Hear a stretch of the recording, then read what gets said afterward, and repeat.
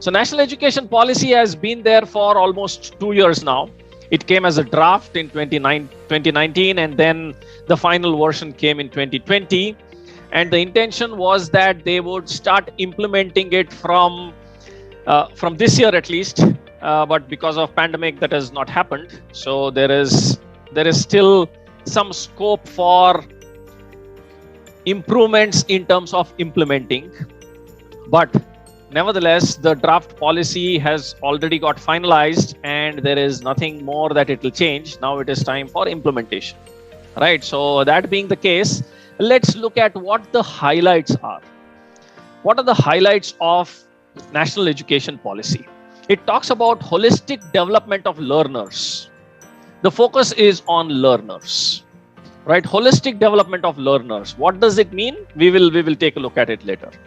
It talks about reduced curriculum content to enhance essential learning and critical thinking. Okay, so that means some curriculum, which means to say that the content of the syllabus is going to change, is going to reduce, not change, it's going to reduce. But why? Why is it that it is going to be reduced? It is to enhance their essential learning. What is essential learning? Essential learning is also defined, very well defined in the policy. We will get to it.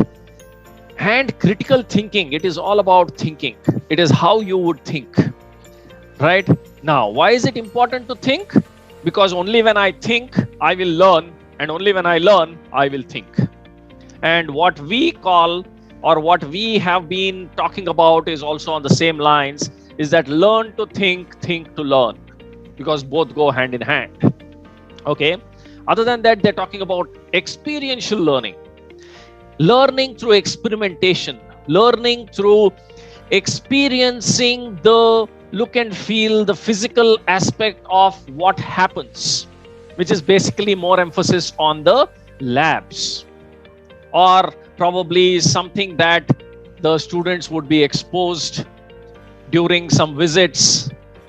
Like earlier, we used to have a lot of visits to some historical places, some museums or science exhibitions and stuff like that. So experiential learning is all about providing the students with that learning ability through experimenting, either experimenting on your own or by looking at others conducting some experiments and then learning through it. And it also talks about integrated learning. Now, what does integrated learning mean? When we say integrated learning, we cannot look at the subjects, the topics, the chapters in silos. Separate karke nahi dekhna hai. It has to be integrated in the sense whatever is being taught is to have the correlation. Whether I am learning something in physics, whether I am learning something in biology, whether I am learning something in mathematics, the child should be able to correlate all of this while the child is learning. Now, integrated learning will have all of these aspects, including some vocational skills. We will come to it. It also empowers students through flexibility in course choices. Now, we have course choices from 11th, 12th and degree onwards, right? Now, that thing would be introduced earlier. When will that get introduced? Probably from the 6th, when they would have exposure to choose from a few of the vocational skills, vocational training that would be available in different schools. And what are vocational skills?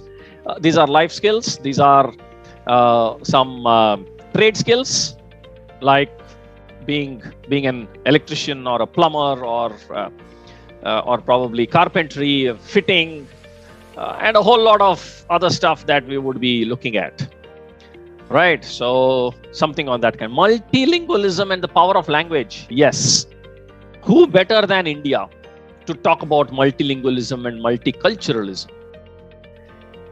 India, with 29 states and 7 or 8 union territories, is more than a group of countries.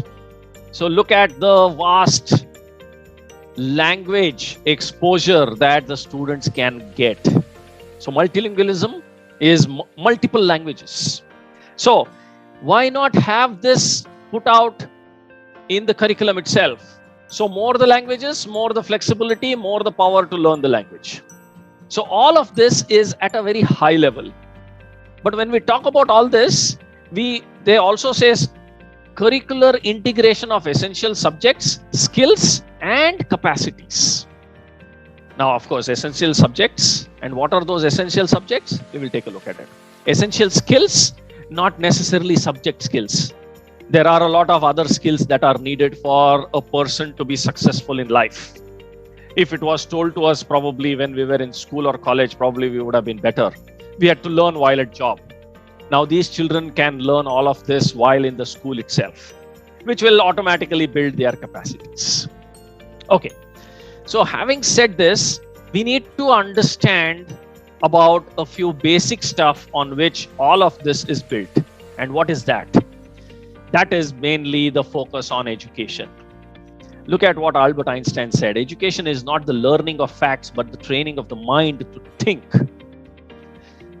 This is the training that we need to provide to the students early in life, that learning is not just for knowing the facts.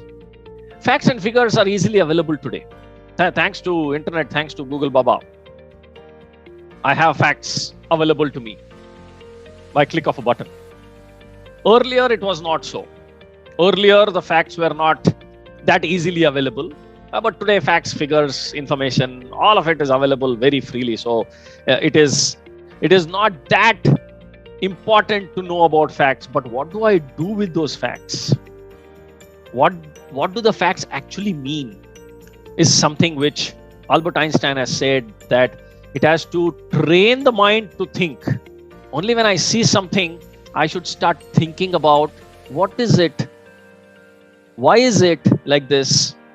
How will I be able to apply it? And stuff like that.